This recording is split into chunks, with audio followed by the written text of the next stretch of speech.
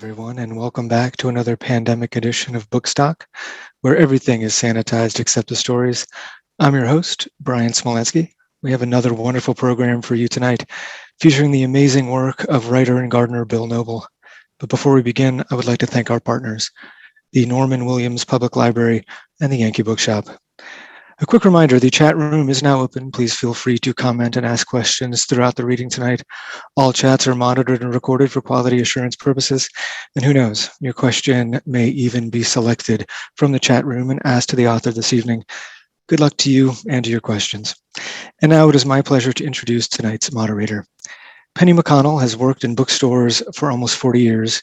She is co-owner of the Norwich Bookstore and on the board of directors of the Norwich Public Library. Basically, if it has anything to do with books in Norwich, Penny McConnell has you covered. She also happens to be a good friend of tonight's author and an avid gardener herself. Please join me in welcoming Penny McConnell. Thanks, Brian. Hi, Bill. Hi, Penny.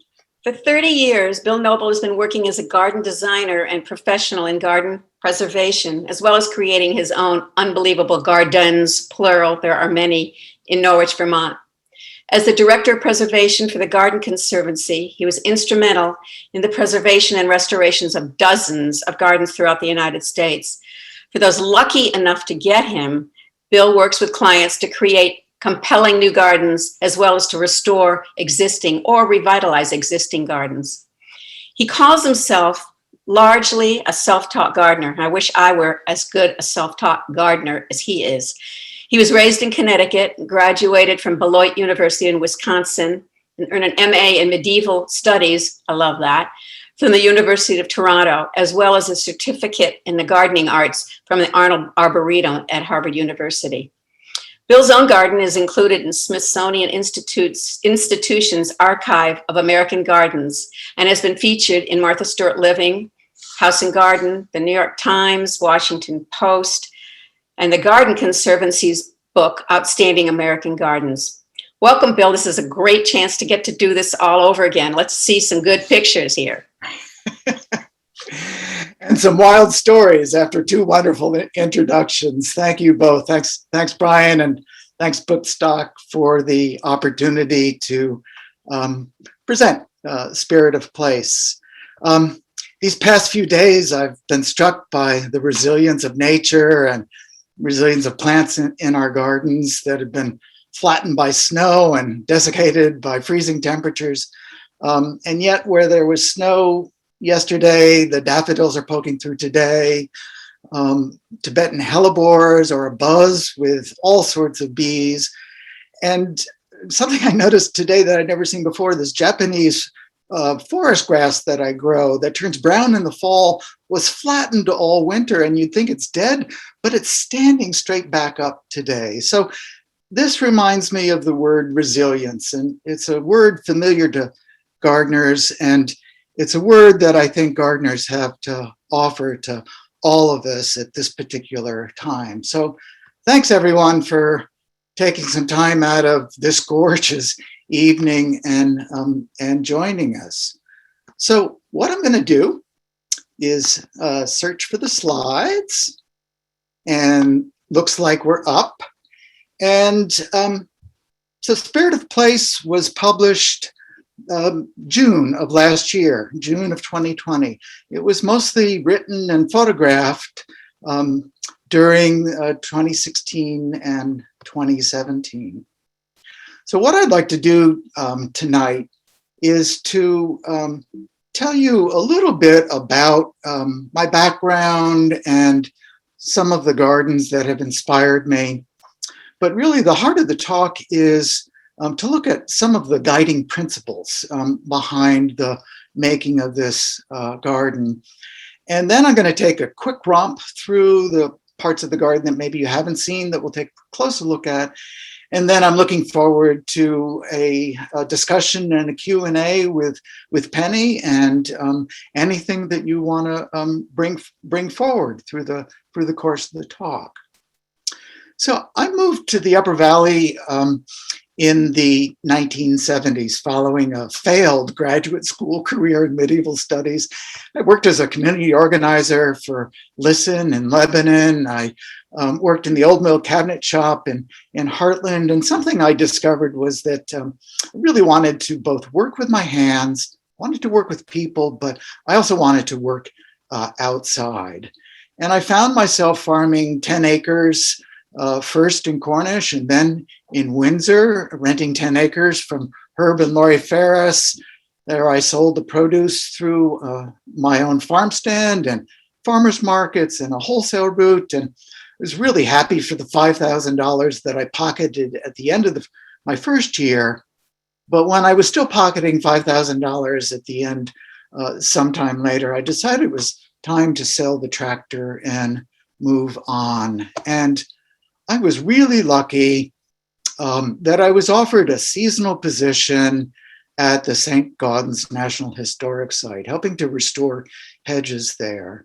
And there I learned about ornamental gardening. It was so gardening in the garden of a sculptor, of one of the great artists of 19th and early 20th century America, sculptor Augustus St. Gaudens, was where I began learning about plants, learning about ornamental horticulture, learning about garden preservation, and learning about the emotional effects that gardens can have on me and can have on people who visit St. Gaudens and visit other gardens. And I learned that Cornish was really a center of a new style of American gardening, one inspired by classical principles, mainly as found in Italian Renaissance gardens that St. Gaudens and his many peers in the Cornish colony often visited, or at least knew of and had seen. So how lucky I was to begin gardening in a space that had been created by a sculptor, working with native hemlocks and pines to create space, shape space, and create volume, and then to add paper birches to play with light on these shapes and spaces, and then to outfit these spaces with old-fashioned country hardy perennials that were a new feature of gardens in the 1880s and 90s, beyond the Victorian period. And then I was asked by members of the Platt family and some others to help with their gardens. And I spent many happy times with the Platt family, but sitting at the library desk, thumbing through these beautiful black and white images taken by Charles Platt, who began his life as a landscape painter, but studied Italian classical gardens, wrote and photographed the first book in English on Italian Renaissance gardens, and then created this masterpiece at their summer place in Cornish, where he married the very formal lines of the flower garden that relate to the rooms of the house to the spectacular long view down the Connecticut River Valley by shaping the land and leading the eye down these folding valley sides. Ellen Shipman, who was considered the dean of American women landscape architects in the 1930s, also gardened and had her staff summer with her in Cornish.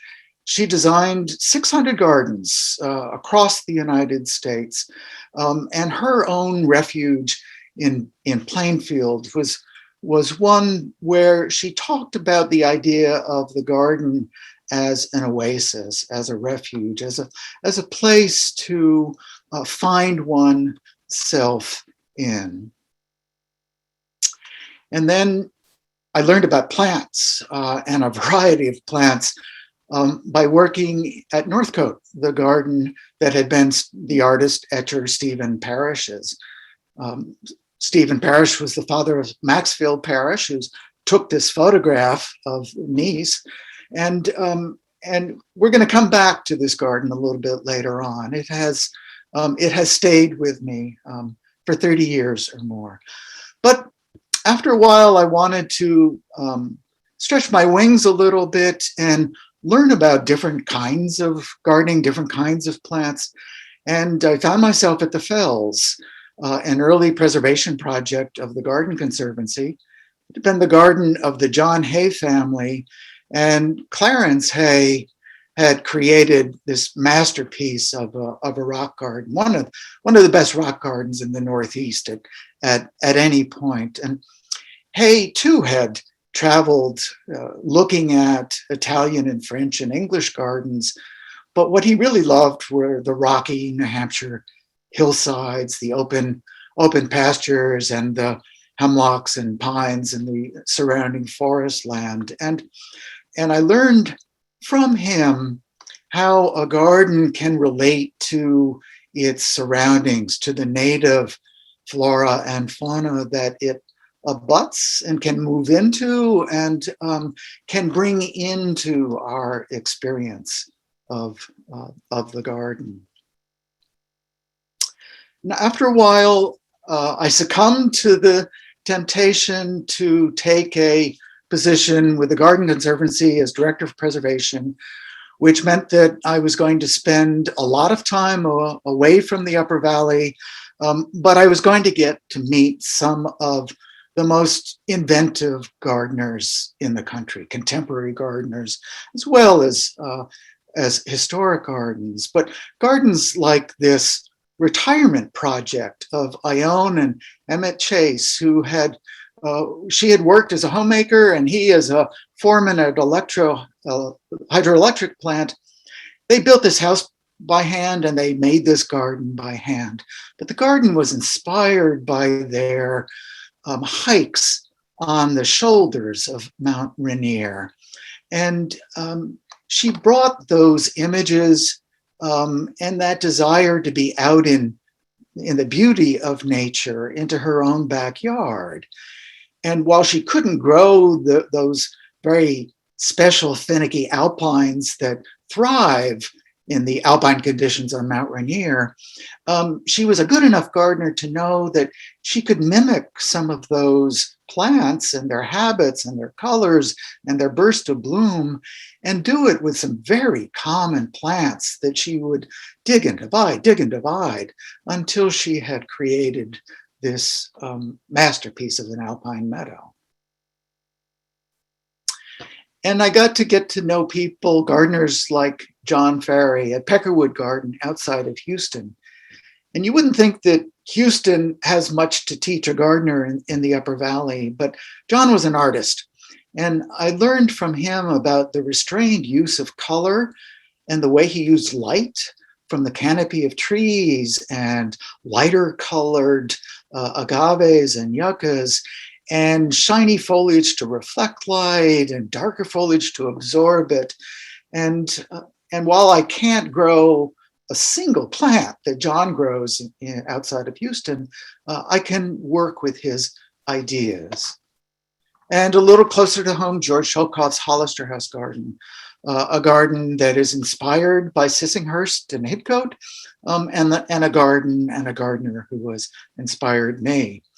This is a garden that is open to the public, Washington, Connecticut, and a garden I'm still very much involved in because I love George and I love his garden. But let's come home.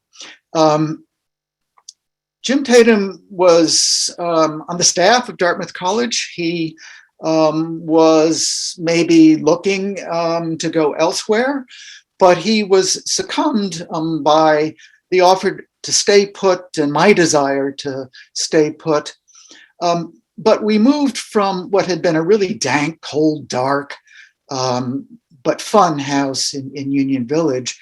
And we sort of had two criteria. There needed to be a room large enough for Jim's Steinway B grand piano, and there needed to be at least some part of a yard that I could garden.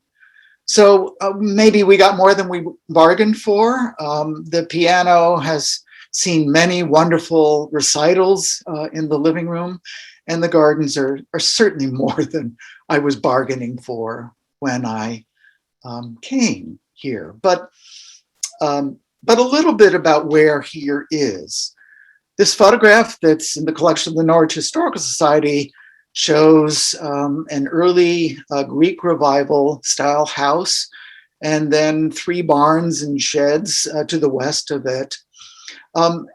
And very briefly, the story is that the land was settled in the 1760s by the Richards family, who walked up from Norfolk, Connecticut to start taking down the trees and then growing grains. And by the middle part of the 19th century, by the 1830s, 40s, it was a prosperous sheep farm. And there's a wonderful census, also in the Historical Society, that lists all of the agricultural products of this farm in 1856. And by the end of the 19th century, the farm was providing Dartmouth College with its dairy needs. And then in the 1920s, Robert and Elizabeth Mackenzie went back to the land. They came up from Somerville, Massachusetts, with her father, settled in the farm. Robert Mackenzie milked 16 cows until his death in 1955. Betty lived in the house until her death at age 95 in 1990. She had a long career as in the bindery at Baker Library and was very active in town affairs. So what we purchased was 22 acres, 10 acres in field, 10 acres in woods, and 2 or 3 acres developed land around the house and the old barn foundations. We're on Bragg Hill. We're about 3 miles from Dan and Witz, and we're at about 1,150 feet elevation. You're looking here across our fields and our neighbors' fields over the Connecticut River Valley to Moose Mountain above Hanover, and then Smarts Mountain up to the left. The soil is prime agricultural Vermont soils. It grows good hay crops, and our field and many neighboring fields are still mowed by the Mike Luce family. For gardeners, I would say we're a solid zone 4B. I've seen it get to minus 28 degrees, and I've also seen it to be 95 degrees here in August. And we witnessed both of those temperatures in the year 2020.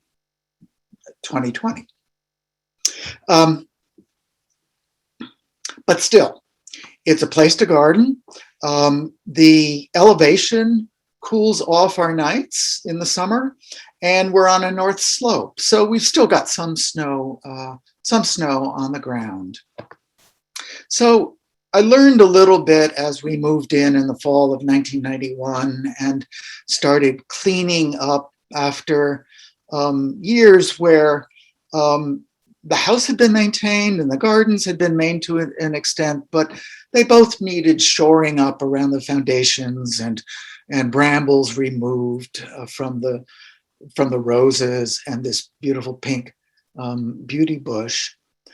So I learned that Betty had been a gardener, and she was an adventurous gardener. You don't see all of these shrubs in every surrounding garden. She was from Massachusetts. She was pushing the boundary a little bit, and it repaid.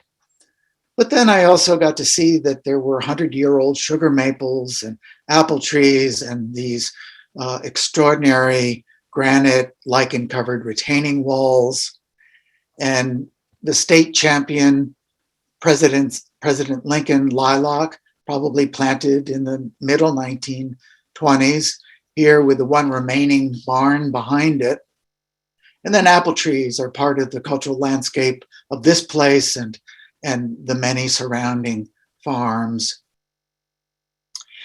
And so here's where I would like to start mentioning and illustrating what I call the guiding principles. I saw that what Betty had done in the front yard was good and had been maintained, and it repaid some pruning and a little bit of fertilizing and composting, and it really retained the sense of place. And so I made the decision to leave the front yard as Betty had left it to her heirs. But there wasn't much problem making that decision because there was a lot of work to be done in the back.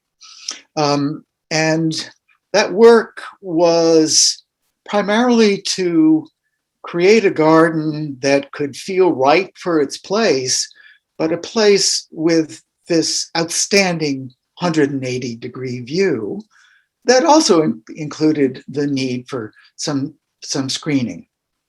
So here's where we started. This is probably fall of 1991, and this is 2016. And what I'd like to do is sort of tell you the story in bullet points of some of the years in between. So one of the things that I was sure about was that I wanted the garden to really feel like a natural outgrowth of the place. And I wanted it to harmonize with its vernacular architecture and agricultural character, and to relate to the topography and the natural features around it, and to the foundation and barn remnants. We love our house, but it's a humble house, and there's no sense in trying to create anything grand to accompany it. And then I saw that the best views were to the northeast, to Moosilauke and Smarts and Cube and Moose.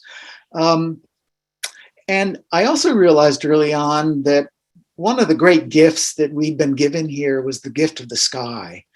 In all the gardens that I've traveled through to and seen over the years, it's a handful that I think can count themselves as so lucky to have the sky and these distant views to really be a living part of the garden, to welcome themselves into the garden.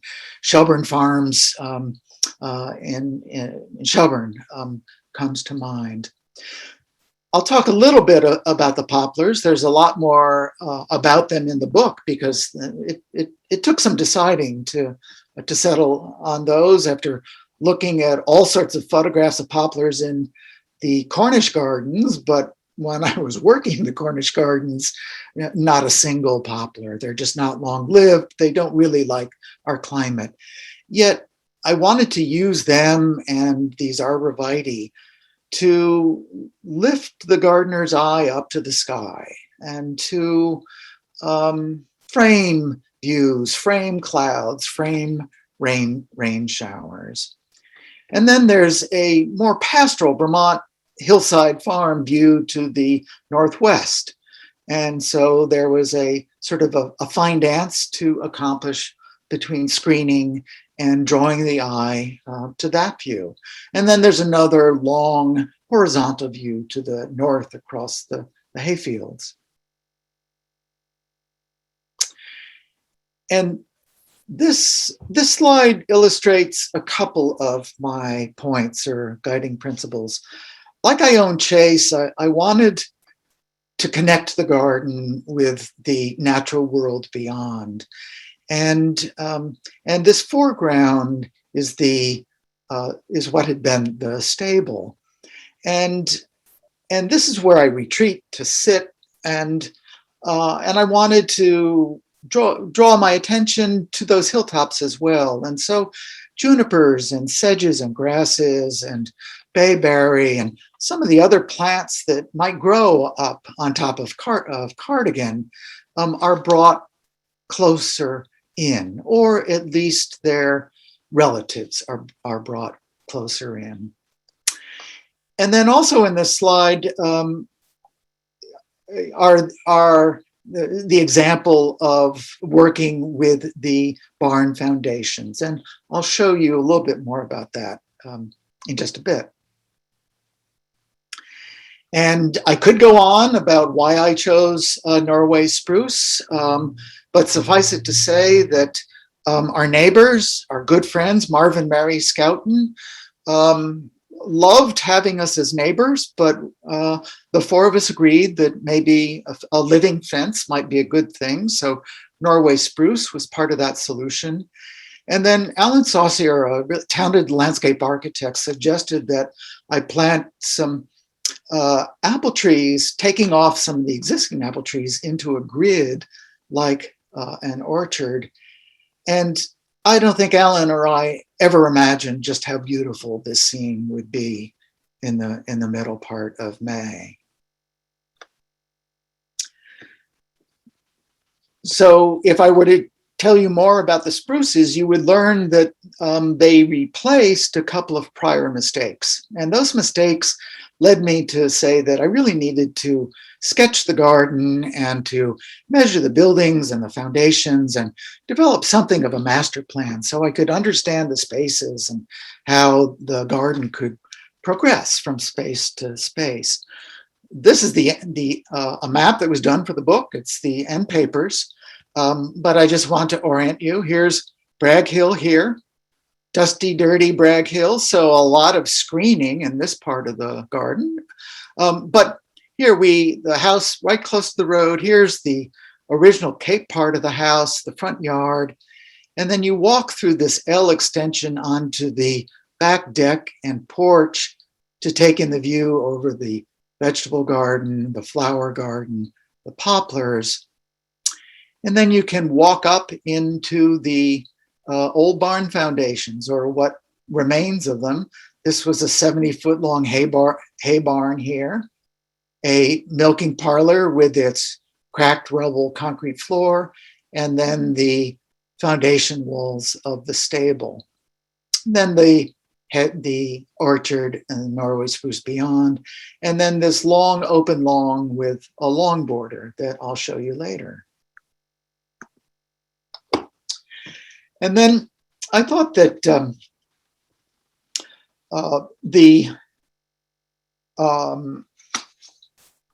there was no need for architecture, for more walls, and that plants really should be the primary means of creating structure and interest and forming space, the way St. Gaudens had with his progression of outdoor rooms and gardens. And then the garden needed to present well from the deck. Jim and I love having people over. Many of them are gardeners and many of them are sedentary people who want to sit and talk with Jim on the deck. So I want to be able to offer something to them, but I also want to entice gardeners out into the garden. And then there was no other place really to put the vegetable garden. So all the old design books tell you you never put the vegetable garden front and center. Well, those rules are now being broken, and I was happy to break that rule for myself. And then I've mentioned the poplars, but one of the things to say about them is that we can sit in the porch and look out between these poplars and to enjoy the way they frame the clouds.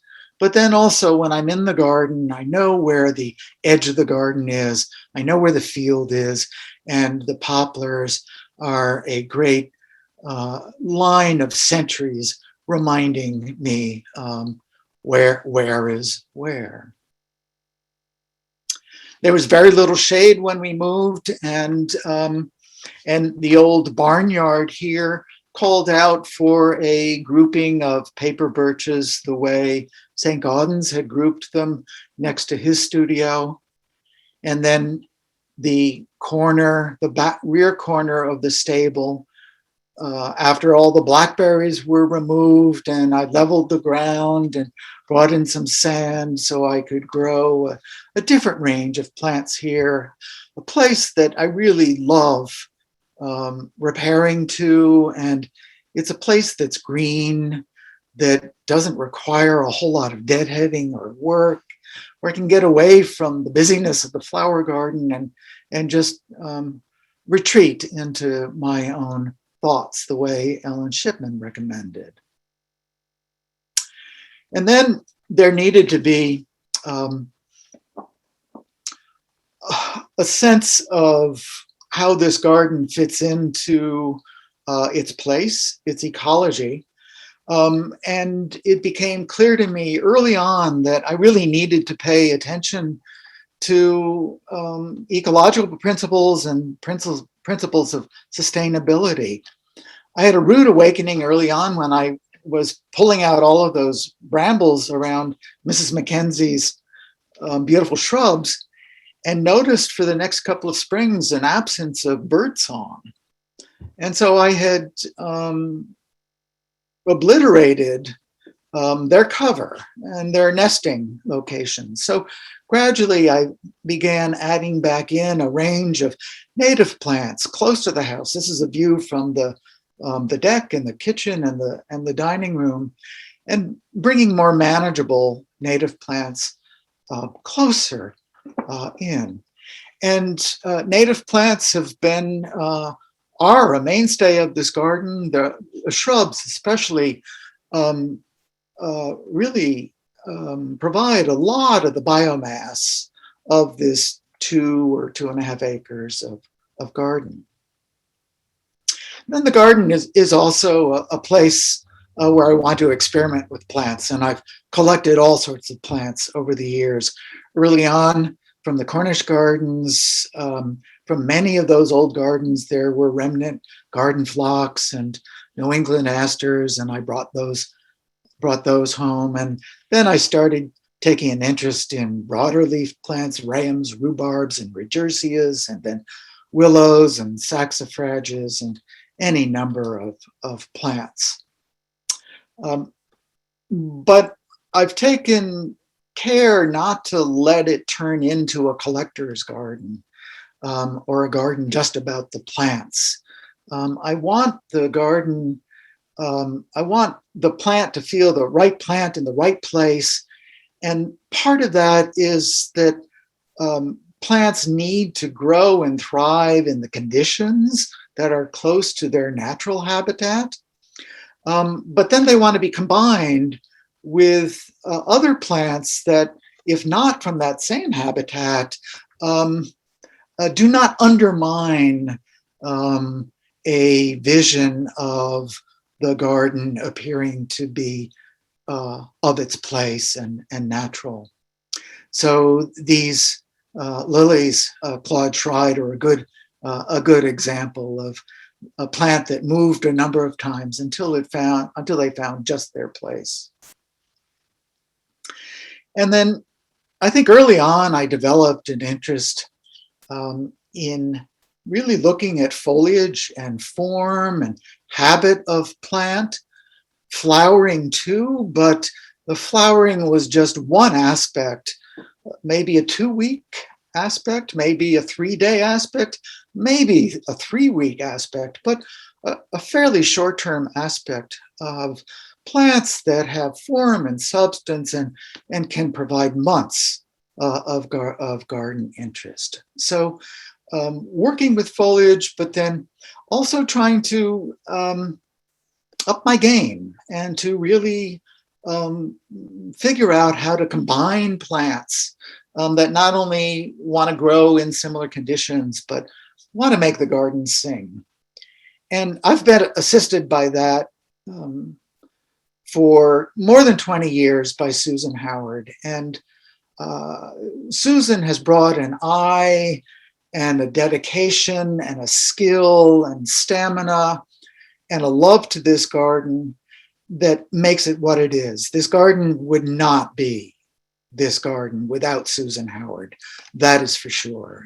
Susan has worked with me 1 day a week in the garden every Friday since the middle 1990s, and we'll be starting back up again soon. And then I want the garden to be a country garden, and I want it to be relaxed and exuberant in feeling. And sure, there's some straight lines and there's some edges, but this sense of exuberance is one that I want to bring to the garden. And then the vegetable garden is really the heart of the garden to me. We ate something fresh from the vegetable garden every day last year from May 25th to December 25th. And we're enjoying the fruits that have been frozen or put up. And then I think the last principle before we move on is that I want the garden to have an emotional impact on me. It's the main reason for gardening. It is my own health and well-being. So I want to feel that sense of beauty and exuberance and peace and pleasure and satisfaction. But I also want to share it with people. And I love hearing and reading what people have said about their visits to this garden. So if that hasn't been fast enough, now I want to pick things up, and I'm going to start by talking about the flower garden. And I was making the flower garden right when I was studying Stephen Parrish's journals in Rare Books Room at Baker Library. And he listed all of the plants in his flower garden. And there were trees and roses and vines and shrubs and cutback shrubs, hedges in variety, conifers, hardy perennials, half-hardy perennials, tropicals, annuals, biennials, bulbs. All of those he incorporated into a garden of such exquisite beauty that then he recorded and maybe romanticized in his paintings. So that was one level of inspiration. And then Ellen Shipman's work to create a densely packed perennial border that would have something in bloom from Memorial Day to Columbus Day. She redid the borders for the St. Gaudens site as it was opening to the public in the 1940s, and she needed to have color in the garden the entire time the site was open. So maybe you'll see some vignettes or reminders of Stephen Parrish's Northcote flower garden, and this flower garden that is full of conifers and trees and cutback shrubs and perennials and bulbs and some annuals. And then just a quick look through the seasons. This is when the garden is just first waking up. This will be the scene in a few weeks. And then really the first real highlight of the flower garden, once all the plants have fleshed out, they haven't grown tall yet, but their spring colors are still vibrant, and these purple and blue alliums and camasias dance and self-seed throughout the flower garden.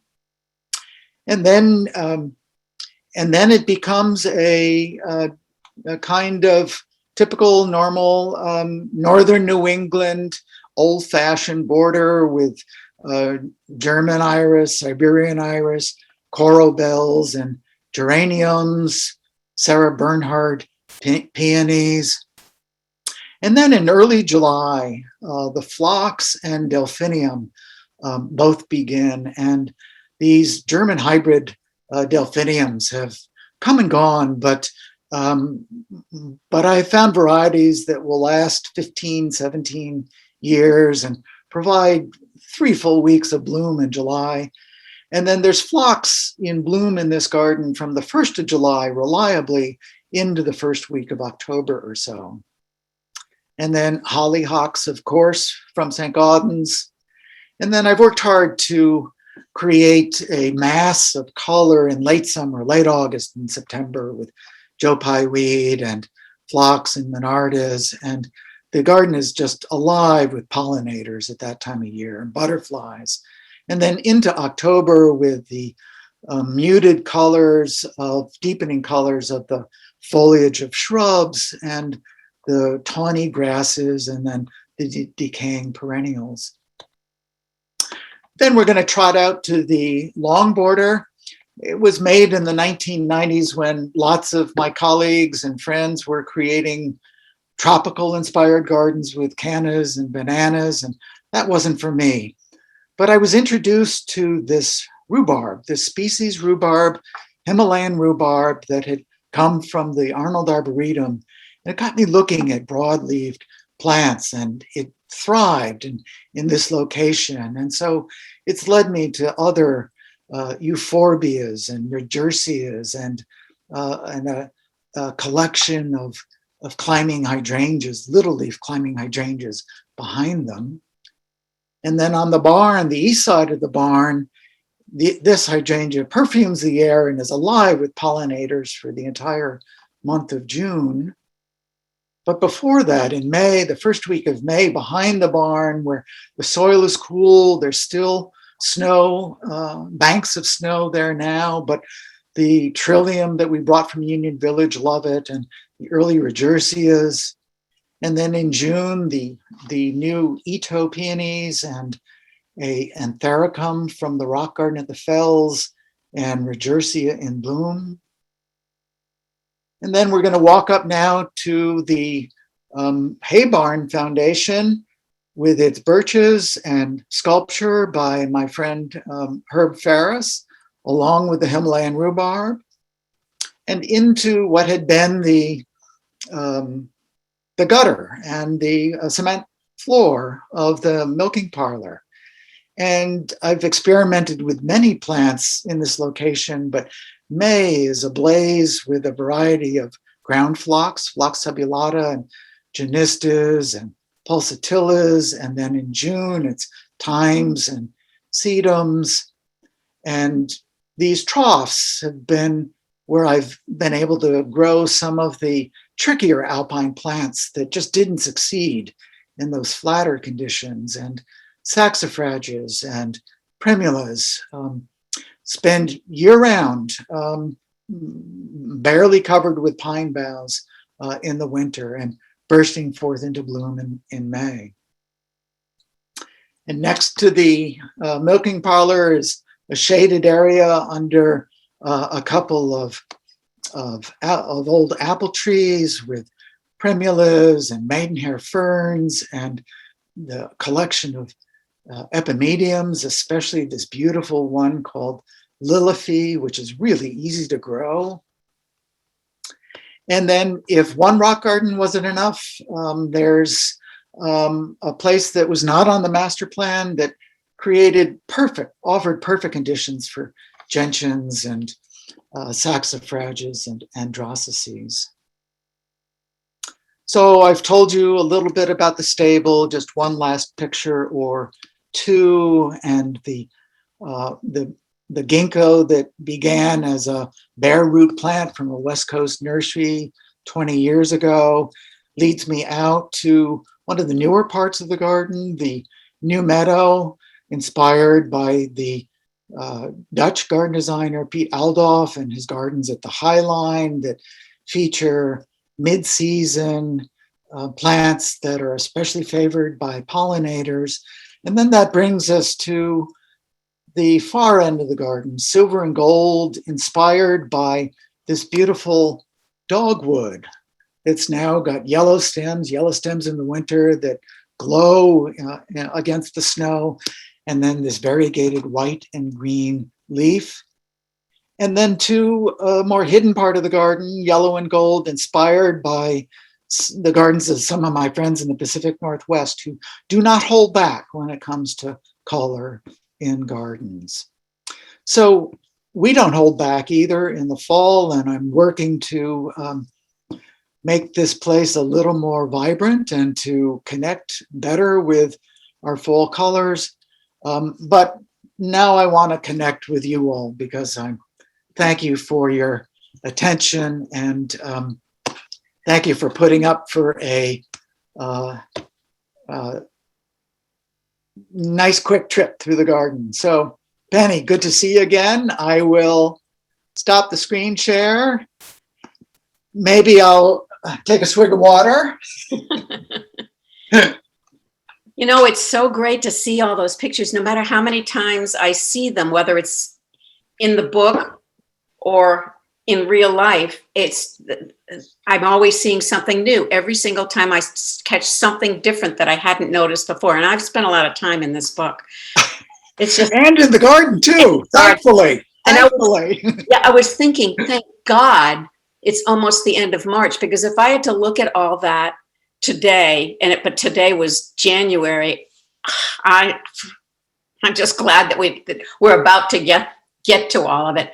I've been walking around in my garden, as everybody has who's a gardener this week, looking.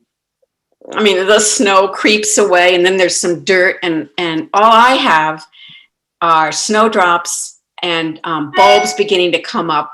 And other than the hellebores, just what are you seeing? What's coming up? Because you've got so many plants out there. What are you seeing? Well, I'm seeing those. I came late to snowdrops.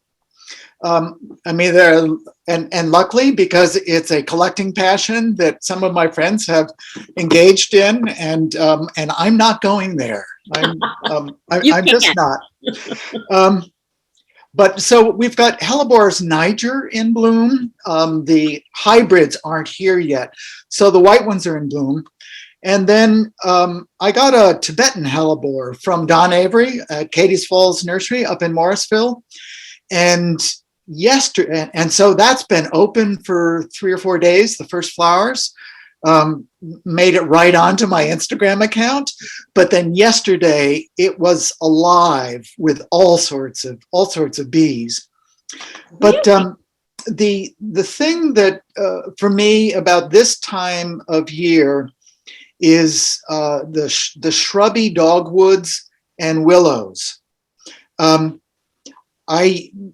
So at the far end of the garden, I used to have a compost pile and a burn pile. And so I would spend a lot of time early in the season up at that end of the garden.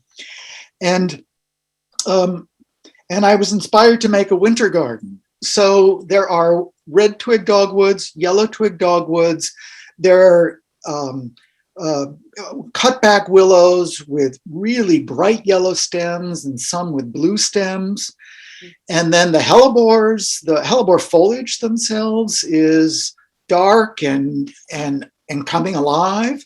And then I mentioned that brown Japanese forest grass. That's part of the picture now. So there's a lot going on.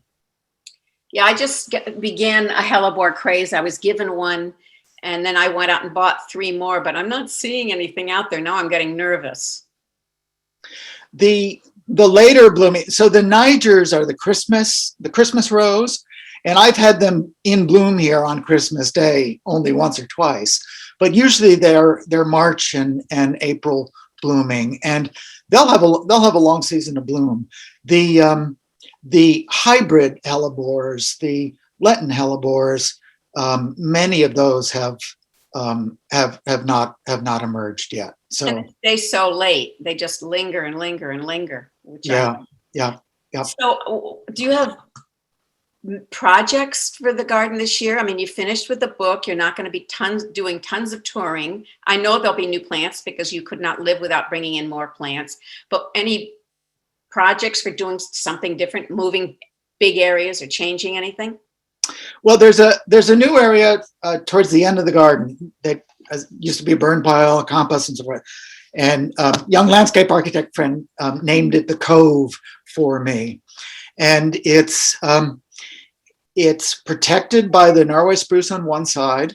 There's that apple tree that I showed earlier is sort of the centerpiece, and then I've created beds around the apple tree. And my latest collecting craze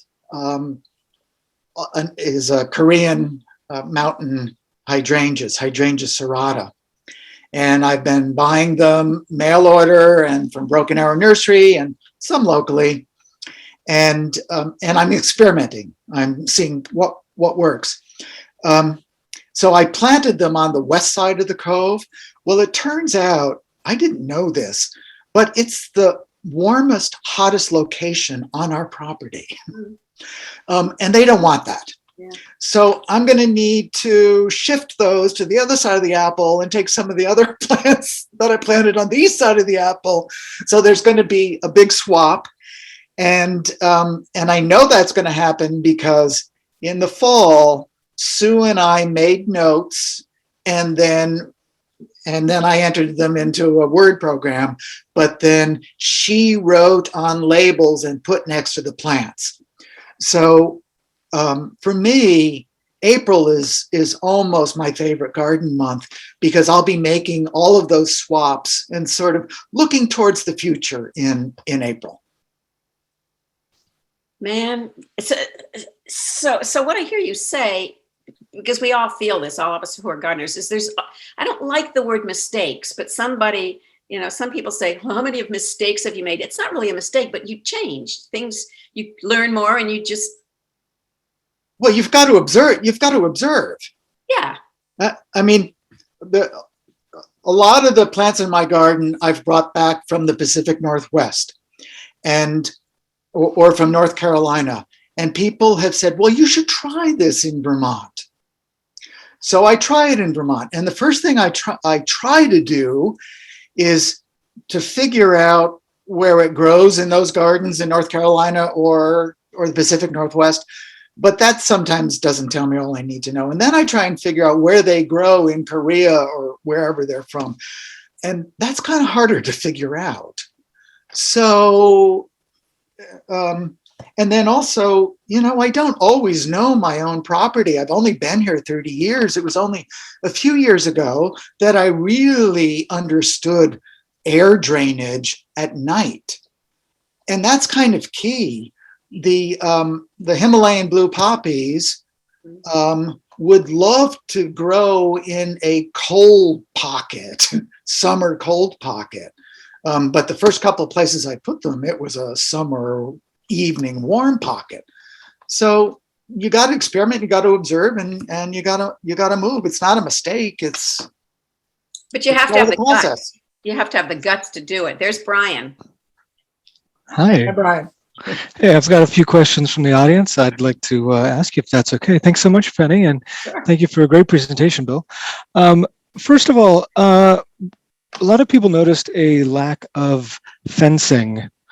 What are your thoughts on fences, and how do you deal with deer coming into your property? Yep, I don't talk about that in the talk because it always comes up in the questions. It's a good question. Well, I made the decision early on that I was not going to fence the entire property, fence the entire garden. That was impractical, expensive, and I didn't want to live inside a fence. Many of my gardener friends do, and it's fine, but it wasn't for me. We are lucky here that when we first moved in, there was not a lot of posted land around, and there were a lot of active hunters. So the state manages the deer population, and the state's objectives were being met here. That's no longer the case. There are many more deer than we want to support. So all of the conifers get covered with either deer netting or a narrow mesh wire or burlap. And sometimes sprayed, sometimes not sprayed with a deer repellent. I don't plant any evergreens that I can't easily cover for winter protection. The vegetable garden, I've been very lucky. There is fencing around that. Sometimes the woodchuck will get in. Sometimes, most often not. And the deer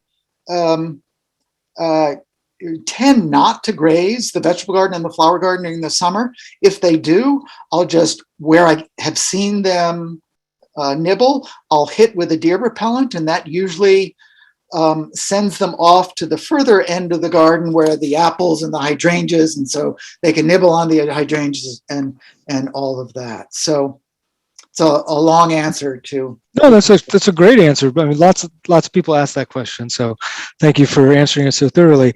Since that sounds like a lot of work, let me jump down to this one question. Several people asked how many people work with you in the garden. Susan Howard works with me 8 to 10 hours every Friday from April into early November. my partner Jim used to mow the lawn. He would say he either mows it or cooks it, but he no longer mows it. So Gary and Michaela Spalding mow the lawns. James Mannix, so the lawn is mowed outsourced weekly. James Mannix, really talented young guy, landscape contractor, has been helping me with special projects, but it's like, a day or maybe a day and a half in the spring. Some winter work. We're trying to cut back the buckthorn that have infested the woods that I hardly ever walk down in. And then for an arborist, Cal Falsetti and Bill Murphy and Chippers. Chippers will be here for probably half, 3/4 of the day next week. And then if they need to come back later in the year, that'll be it. So you have some help, at least. You're not doing all of this work by yourself. You have good. Some people were curious how you did it all. So glad to know that some people are helping you. I would love to hear you talk more about the importance of keeping a slightly feral area of your garden. When you show the picture of the bench, you talked about it being a place that you could escape to because it didn't need a lot of work. And I was wondering, is that something we could do on smaller gardens, or do you recommend that only when there's a large garden, to keep a place that's kind of, that doesn't require as much upkeep as the rest of the place?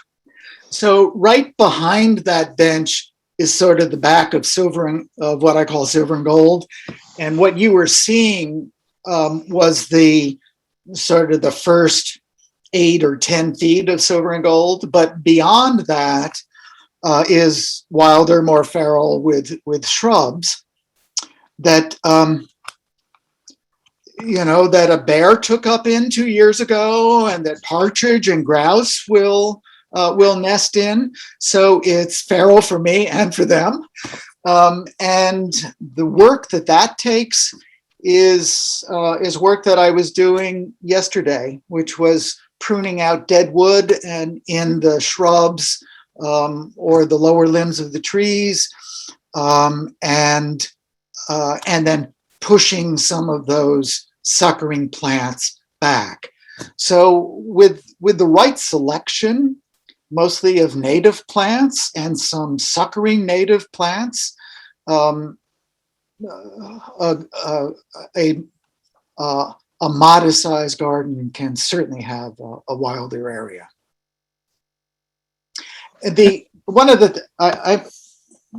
So something to mention, there's a lot of new work being done by Doug Ptolemy about insects and gardens, and the importance, the role gardens can play in encouraging invertebrates. And oak trees, it turns out, are one of the best plants you can invest in for invertebrates. So all you need is one oak tree. Oh, that's great. Can you talk about, you mentioned that mistakes were made that you had to do some work to fix, without necessarily going into specifics and throwing somebody under the bus who worked where you currently are.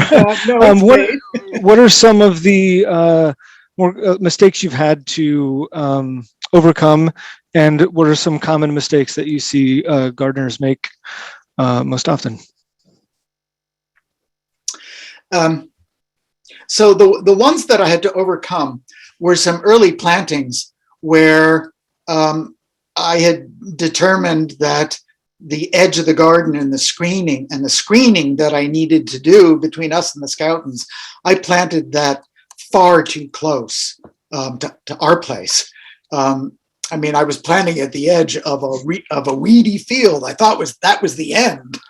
But as soon as those pines went in, I knew the location was wrong and the plant choice was wrong. So location got changed and plant choice got adjusted. And then I guess the other mistake, and not many people would make this mistake because not many people enjoy the luxury of the land that we have. But I planted 2 upright cedars between the flower garden and the vegetable garden, facing into the field, as if, you were going to have this grand progression from the garden into the field. And my friend Gusta Teach from the Fells said, "Bill, they're wrong." And that's all it took. Some of the mistakes. Well, Penny alluded to it earlier. I think a common mistake is for people not to assess what they've done or what they've planted. Or if they assess it, they don't want to move it because they think they shouldn't move it or can't move it. Move the plant. If you didn't get it right the first time, move it. And then I guess the other, there's one plant here that I really regret planting. What is it? It's a false Ural spirea, and I planted it for screening against the road. And you see it around old farms all the time, but it's really aggressive, really, really suckering. And at some point, I'm going to have to ask James Mannix to come in with his backhoe and take it away. Well, I got one last question for you. People would like to know how much of the garden is native species and how much of it are exotics? I can't give a concrete answer to that. The flower garden, might be 80% native species if you're counting asters and phlox. So maybe 60%, 65% might be Joe Pye weed. A lot of that flower garden is native, and on purpose. The peonies and the bearded iris and the delphiniums and some of the most beautiful floriferous parts of the garden are not native. Well, there they are. And then the margins of the garden are native willows and native dogwoods and native sumacs and oaks and native hydrangeas. There are a lot of hydrangeas in this garden, and a lot of them are the native smooth hydrangea. Well, fantastic. Thank you so much, Bill. And that about does it for us, folks. Thank you so much for joining us. And thank you again to our partners, Mascoma Bank, Norman Williams Public Library, and the Yankee Bookshop. Thank you to our moderator, Penny McConnell, and a big virtual round of applause for tonight's author, Bill Noble. Thank you so very much for being here. If you need to contact us, please visit our website at bookstockvt.org or email us at info@bookstockvt.org. Join us again on Thursday, April 22nd, when we celebrate Poetry Month with 2 amazing poets, Cleopatra Mathis and Uwe Kruschel. And finally, thank you to all of you for joining us this evening. Stay safe and good night.